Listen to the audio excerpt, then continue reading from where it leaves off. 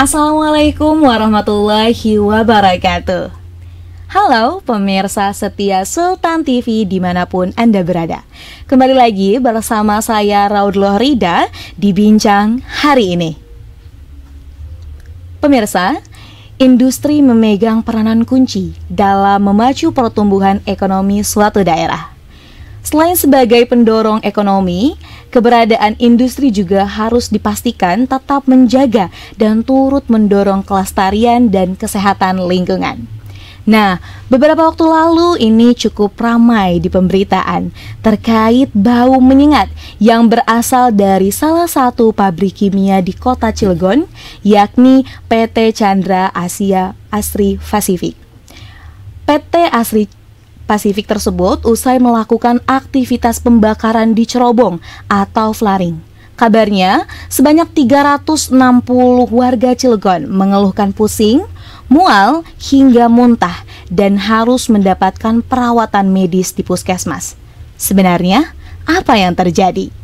Saat ini di studio Sultan TV telah hadir narasumber kita, Bapak Wawan Gunawan SOS MSI. Assalamualaikum Bapak. Bagaimana Pak kabarnya? Baik, alhamdulillah ya Pak ya. Terima kasih telah berkenan Pak untuk datang nih ke Sultan TV dan kita berbincang-bincang Pak di Bincang hari ini. Nah, Pak Wawan Gunawan SOS MSI ini juga merupakan Kepala Dinas Lingkungan Hidup dan Kehutanan DLHK Provinsi Banten.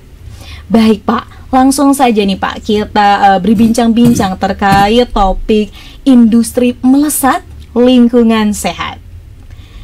Untuk yang pertama nih Pak, melihat pemberitaan tadi, dampak dari adanya aktivitas PT Chandra Asri ini agar tidak simpang siur di antara masyarakat, sebetulnya apa yang terjadi dan betulkah hal tersebut terjadi akibat pembakaran di cerobong atau ternyata ada hal lain? Silakan Pak. Baik, terima kasih Mbak Rida. Iya. Assalamualaikum warahmatullahi wabarakatuh. Waalaikumsalam warahmatullahi wabarakatuh. Terima kasih saya sudah diundang di Sultan TV ya terkait untuk permasalahan Chandra Asri ya. Pada waktu kejadian itu hari Sabtu ya kalau tidak salah pukul 4.40 lah, hampir pukul 5 ya, kejadian insiden itu. Dan pada waktu hari Sabtu itu insiden kita sudah investigasi ke PT Chandra Asri, baik itu dari Polda Banten, dari Brimob, kemudian dari LH Kota Cilegon dan dari DLHK Provinsi kita sudah turun. Hasil investigasi itu kan bahwa di PT Chandra Asri Petrochemical itu ya salah satu perusahaan yang di bawah perusahaan itu dua perusahaan ya, CAP sama perusahaan TPI ya, itu dari grup Barito. Grup Barito.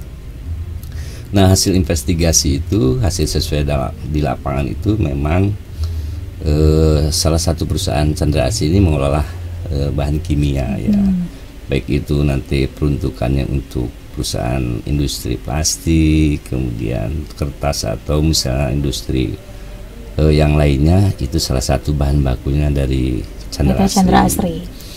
Nah, pada waktu kejadian itu memang salah satunya mungkin lagi memproses bahan baku yang dihasilkan. Di dalamnya itu di tabung itu kan ada berisi dektrana, protana, oktana, kemudian bensin. Mungkin hasil kita investigasi itu ada temuan musibah ya, karena kebocoran dari pipanya yang bocor meledak, sehingga bahan baku yang di dalamnya itu harus dibuang melalui cerobong ke udara.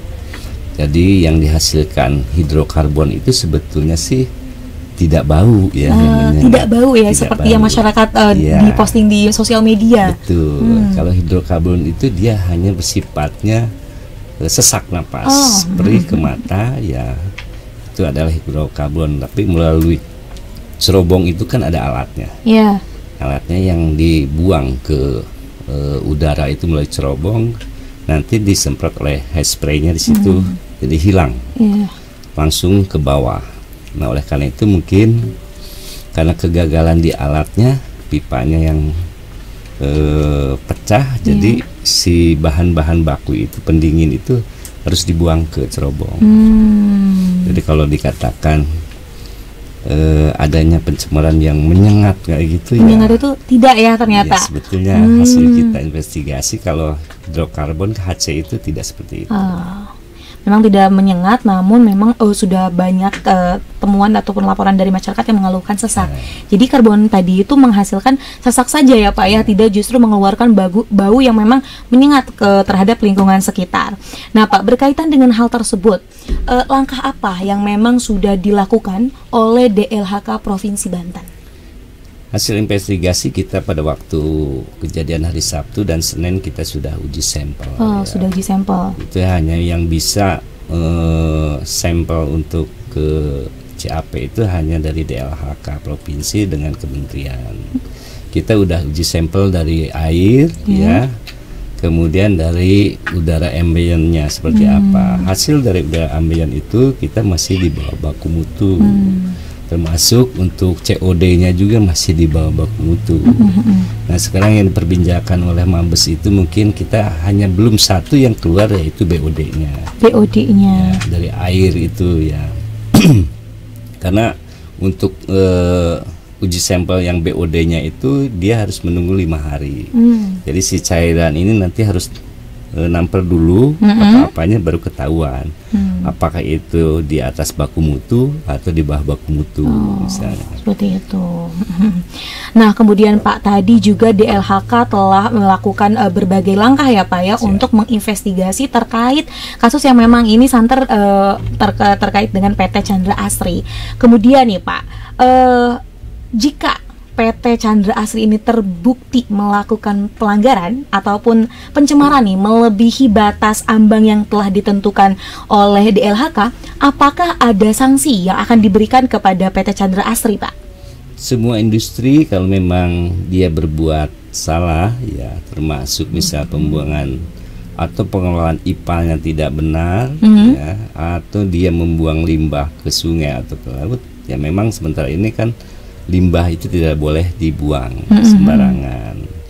Berarti dia harus ada pengelolaan IPAL-nya, baik itu IPAL domestik maupun IPAL industri ya. Termasuk kalau PT Chandra Asri Petrochemical ini dia sudah melakukan semua ya, melakukan baik itu dia sudah melakukan persetujuan teknisnya, kemudian dia sudah melakukan praktek IPAL-nya, dia sudah melakukan kemudian praktek emisinya yang sudah dikeluarkan oleh kementerian, dan izin-izinnya sudah dia tempuh. Malahan di tahun 2023 ini PT Chandra Asri ini sudah mendapatkan Propermas. Propermas. Ya.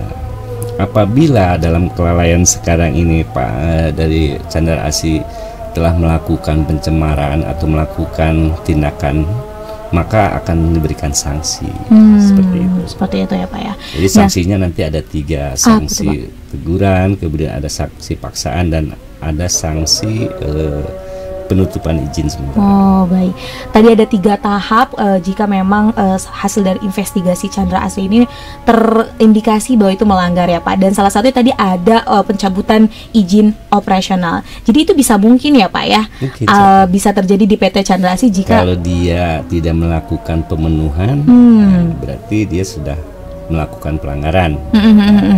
Selama dia sudah dikeluarkan sanksi, dia harus melakukan pemenuhan. Nah, hasil investigasi sekarang kan dia sudah melakukan penggantian pipanya. Sudah.